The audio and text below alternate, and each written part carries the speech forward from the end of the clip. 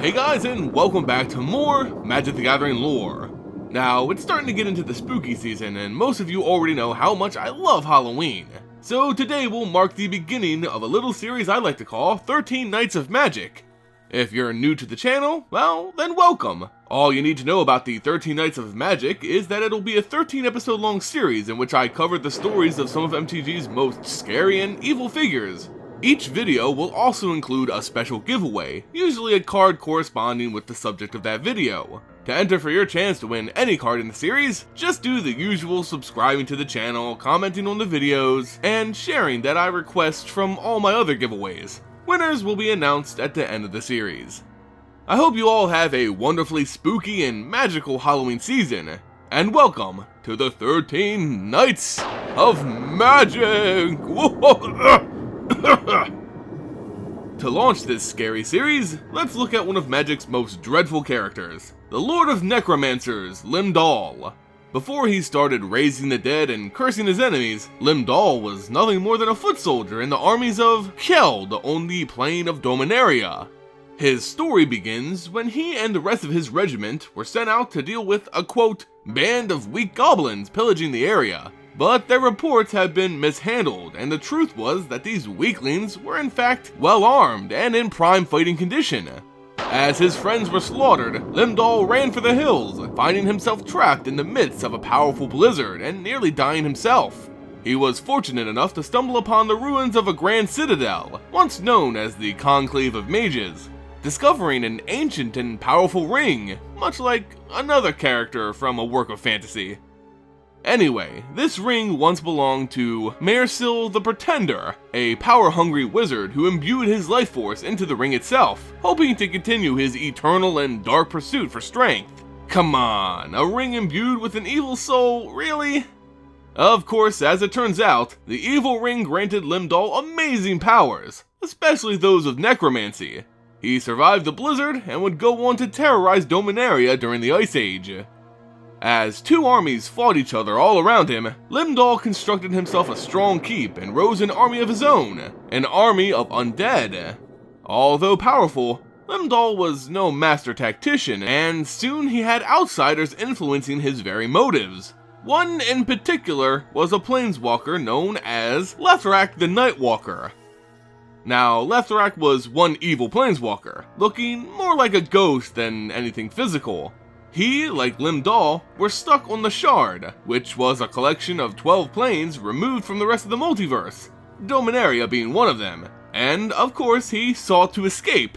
He wanted to return to the plane of Chandralar, to conquer it and take its rich supply of mana for himself. As it turned out, Chandralar as a plane was moving through the multiverse and would be accessible by Lethrak through planeswalking once it entered the vicinity of the Shard.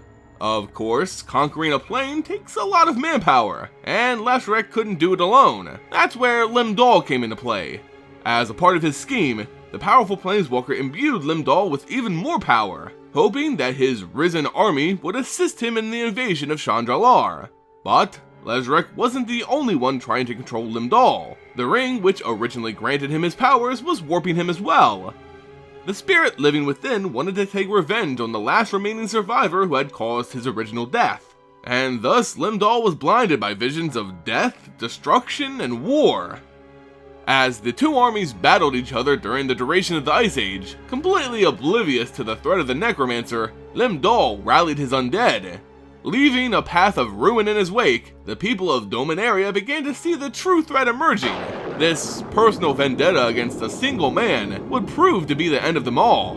When nothing in the world could have brought these two warring people together, Lim-Dul's undead succeeded in sowing peace. United in defiance and mutual need, the two armies decimated the Necromancer's zombified ranks throughout the rest of the winter. Although severely outnumbered, they managed to stage small skirmishes and hold up defensive positions until spring arrived. When the snow retreated, the final battle of the Ice Age commenced, the combined forces of the living versus Lim-Dul's horde of undead. While his minions fought with the living, he sought after his master's murderer, finally engaging in an epic one-on-one confrontation. But this battle wouldn't be decided by strength of will or number of zombies. Rather, the Planeswalker Lethrak would end it when he came to collect Lim-Dul's debt. Chandralar was within the shard. He needed to take his army of undead there to conquer it, but found that Lim-Dul had lost a large portion of it in this silly campaign. As punishment, Leshrac cut off Lim-Dul's hand, removing the ring which had controlled his mind. Then, he ripped his body apart while keeping him alive, rendering him nothing more than a living pile of flesh. He took this goo to Chandralar, where he would reshape the Necromancer to suit the Planeswalker's needs. In the Planeswalker's battle against Chandralar, Leshrac went up against the Plains Guardian, Kennen Chamal. While his army was strong, the Planeswalker found little luck in conquering the plane. This is when he reinstituted Lim-Dul. Reforming his body into that of a strong and capable warrior, Lim-Dul went after the Plains Guardian himself. While he managed to injure Chamal, Lim-Dul was ultimately defeated and eventually beheaded. But that's not the end of this story. Like all great villains, Lim-Dul just doesn't know how to stay dead. Just before he was executed, he saved himself by transferring his soul into the body of another, letting him continue his evil deeds. 12 years after his death, Lim-Dul returned with a huge host of zombies looking to continue his master's work, conquering Chandralar. His unstoppable minions went from city to city, town to town, burning and killing all in his path, forever growing his unnatural army. While sieging the final freestanding city of the plane, one of the two apprentices of the former Guardian, named Azar, decided to get involved and stop the Necromancer.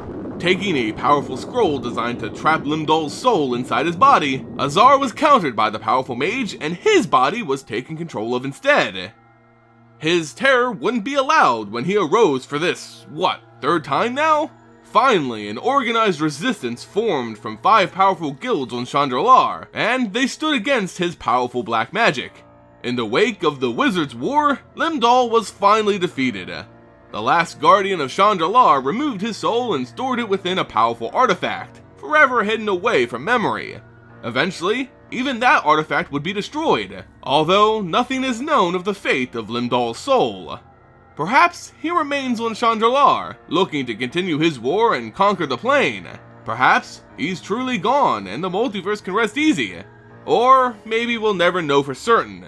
But what we can say about Lim-Dul is that he was without a doubt one of the baddest baddies in MTG history.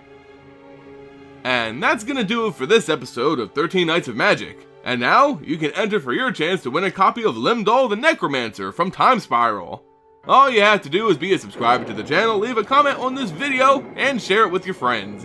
If you enjoyed the video, please do everything just mentioned. It goes a long way in supporting my content. You can also check out my Patreon page and follow me on Twitter and Facebook. That way you can stay up to date on all my latest videos.